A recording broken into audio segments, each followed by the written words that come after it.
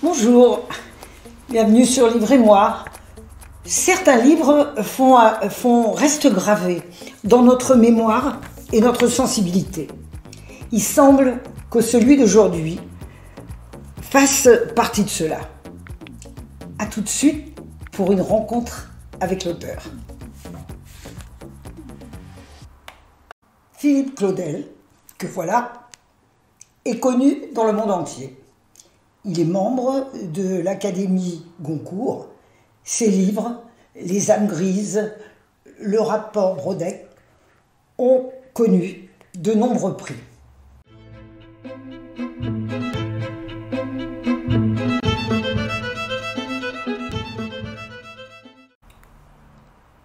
Le livre que je vous présente aujourd'hui est La petite fille de Monsieur Lynn. C'est un livre qui est paru en 2007, mais il a été réédité dans le livre de poche en 2013, et c'est une excellente chose parce que ce livre est un trésor.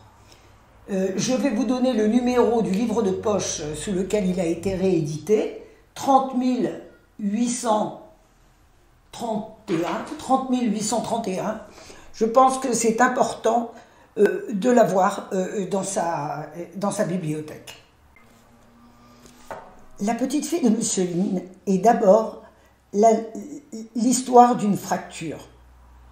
Un vieil homme, à l'arrière du bateau qui l'emporte vers l'inconnu, regarde s'éloigner les rivages du pays qui est le sien.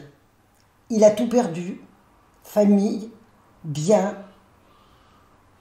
racines, et la seule chose qui lui reste est la petite fille qu'il serre sur son cœur et qui va l'accompagner dans ce voyage.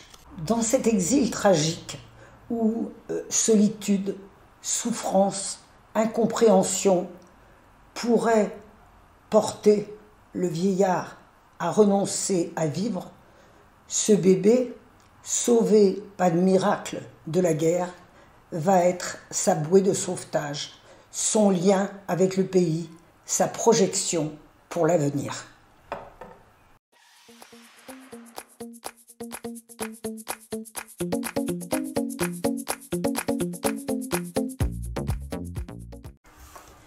Comme souvent, c'est l'incipit que j'ai choisi pour vous faire entrer dans le livre. Et c'est vrai que beaucoup de lecteurs disent que les premières pages d'un livre, beaucoup plus que la 4e de couverture, les incitent à poursuivre ou pas la rencontre avec les pages. C'est un vieil homme debout à l'arrière du bateau. Il serre dans ses bras une valise légère et un nouveau-né, plus léger encore que la valise. Le vieil homme se nomme Monsieur Lynn. Il est seul à savoir qu'il s'appelle ainsi, car tous ceux qui le savaient sont morts autour de lui.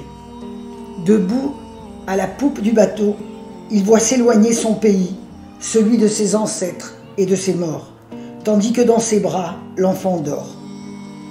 Le pays s'éloigne, devient infiniment petit, et Monsieur Lynn le regarde disparaître à l'horizon pendant des heures, malgré le vent qui souffle et le chahute comme une marionnette.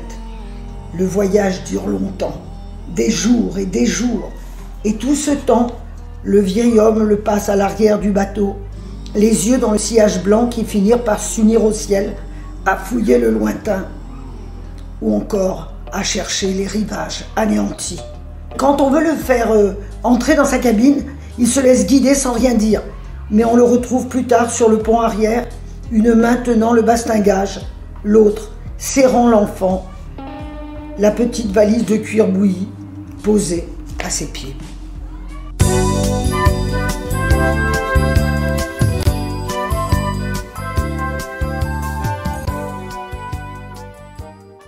Un roman court dont on sort bouleversé, dont les résonances se prolongent bien au-delà de la dernière page. Si le lecteur peut avoir des interrogations sur les rapports de M. Lin et de sa petite-fille et détecter quelques invraisemblances dans le récit, la fin répondra à toutes ces questions et retirera sa perplexité pour un surplus d'émotion. Un très beau livre qui reste dans la mémoire et le cœur. J'espère avoir réussi à vous donner l'envie d'entrer dans ce roman. En attendant, en sortant de ces pages, même si l'émotion vous étreint, n'oubliez pas, laissez la porte ouverte.